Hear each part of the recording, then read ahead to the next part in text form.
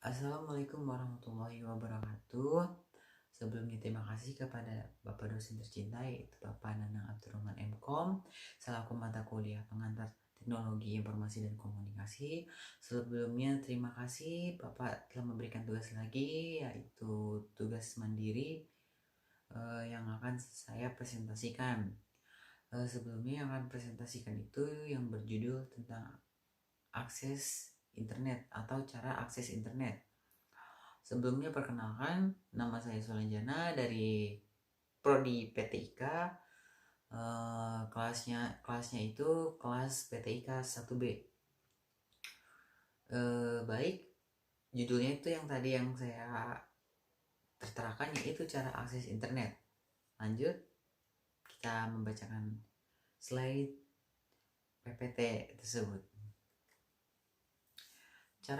Cara akses internet itu terbagi menjadi 4 materi, yaitu cara mengakses internet yang pertama, yang kedua DNS atau Domain Name Server, yang ketiga hosting, yang keempat istilah dan fasilitas internet.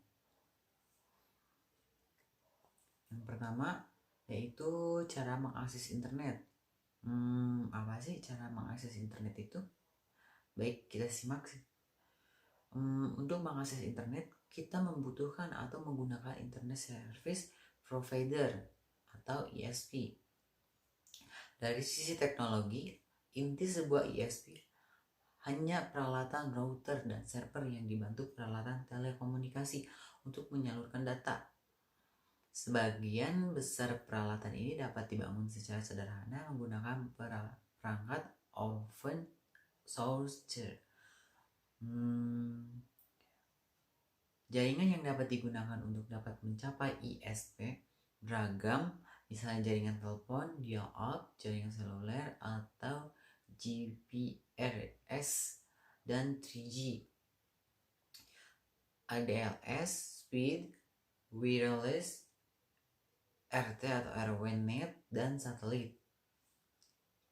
Metode akses internet yang banyak dipakai di Indonesia adalah modem telepon atau dial-up, wifi hotspot, sambungan LAN, terus data seluler, terus sambungan di warnet termasuk kategori sambungan menggunakan LAN. Yang kedua itu DNS atau Domain Name Server.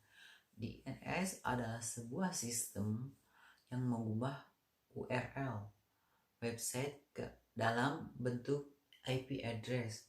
Tanpa DNS, Anda harus mengetik IP address secara lengkap ketika ingin mengunjungi sebuah website.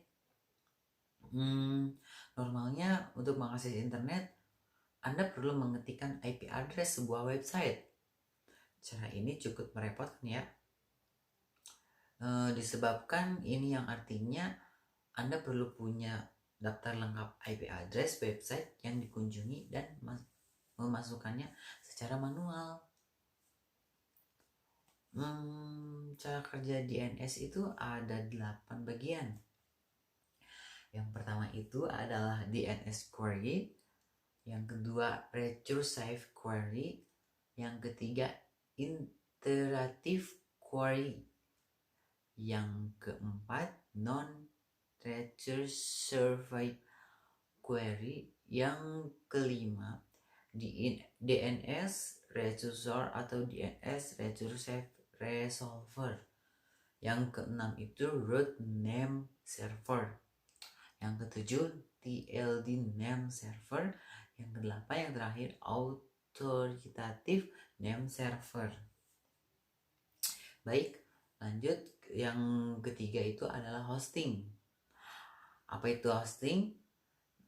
Hosting adalah sebuah layanan online yang digunakan untuk mengelola data situs atau aplikasi web oleh pengguna dan ditampilkan melalui via internet.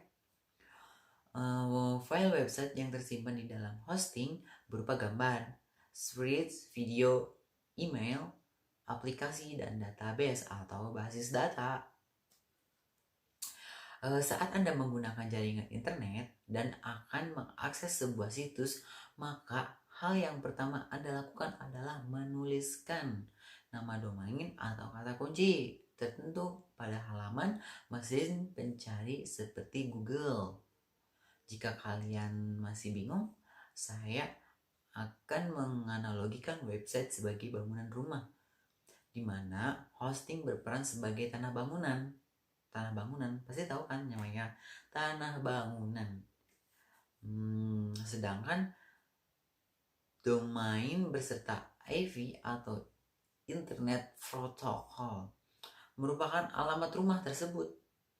Kayak contohnya kita beli barang online gitu, tinggal tulis alamat nanti dari paket tuh tinggal dikirim ke rumah gitu.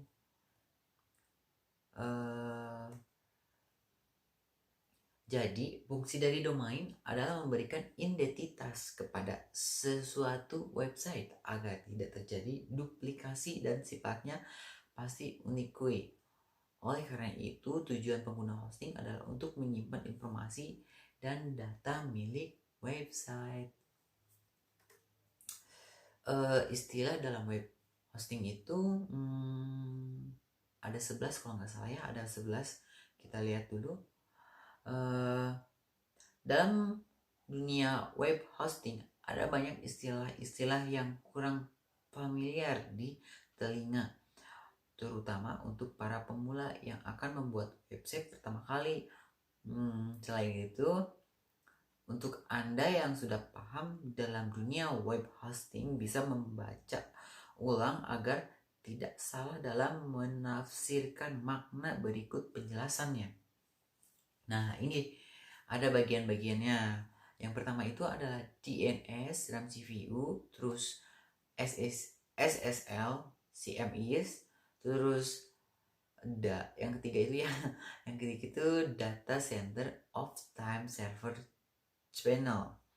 Terus yang keempat itu VTP, IP address. Yang kelima MySQL, Softaculous. Yang keenam WordPress hosting. Yang ketujuh VPS. Yang kedelapan Dispace. Yang sembilan Batchwidth. Yang ke-10 itu add-on domain. Yang terakhir itu Parquet domain. Nah, itu adalah istilah dalam web hosting yang ada di PPT yang saya pasang. Lanjut itu ke istilah dan fasilitas dalam internet itu ada 5. Yang pertama itu situs web atau website. Yang kedua laman web atau web page. Yang ketiga laman utama atau homepage. Yang keempat itu peramban web atau browser. Yang kelima adalah mesin pencari web atau search engine. Fasilitas di internet itu ada 3. Yang pertama, fasilitas internet berselancar atau browsing atau surfing. Yang kedua itu surat elektronik atau email, electronic mail. Yang ketiga itu internet relay chat atau chatting. Baik, terima kasih sebelumnya kepada Bapak Nanang Abdurrahman yang telah memberikan tugas kepada saya. Mohon maaf bila ada kesalah kata dan kesalahpahaman. Wassalamualaikum warahmatullahi wabarakatuh.